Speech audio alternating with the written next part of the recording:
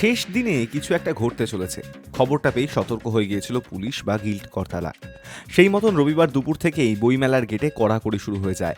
কিন্তু যাদের নিয়ে এত সতর্কতা তারাও কম যান না। তাই বিকেলে লিটল ম্যাগাজিন প্যাভিলিয়ন তল্লাটে ব্যাগে খাবারের বাক্স, ভারী জলের বোতলের নিচ থেকে বেরোলো প্রতিবাদের পোস্টার। প্রতিবাদের সেই বার্তায় শেষ দিনে বাঙালির বই উৎসবের একটি চিরকালীন চরিত্র মেলে ধরেছে।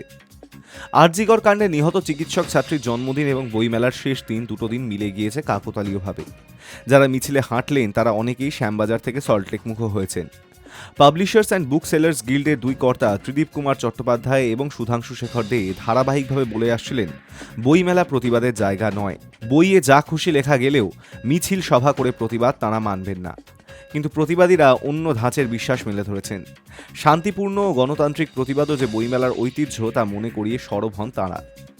সল্টলেকে বইমেলার স্থায়ী মাঠ করে দেওয়া থেকে শুরু করে এত বড় কর্মযোগ্য আয়োজনে মুখ্যমন্ত্রী মমতা বন্দ্যোপাধ্যায়ের সহায়তার কথা পাঁচ মুখে বলে থাকেন গিল্ড কর্তারা।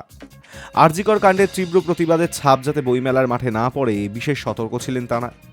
বইমেলার মুক্ত মঞ্চটি এবার প্রতিবাদের ভয় রাখা হয়নি বলেই অভিযোগ।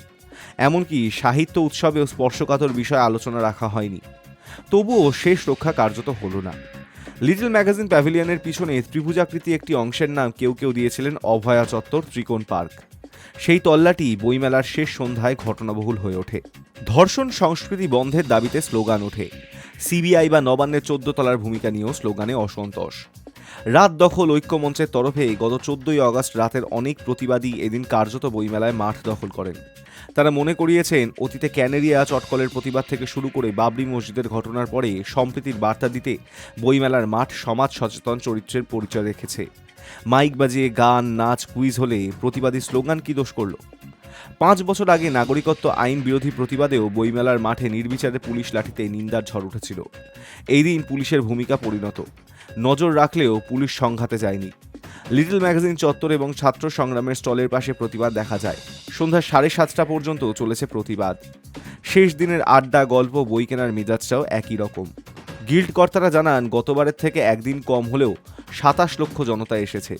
কেনাকাটার হার গতবারের থেকে 5 থেকে 10% বেশি। Hi news network.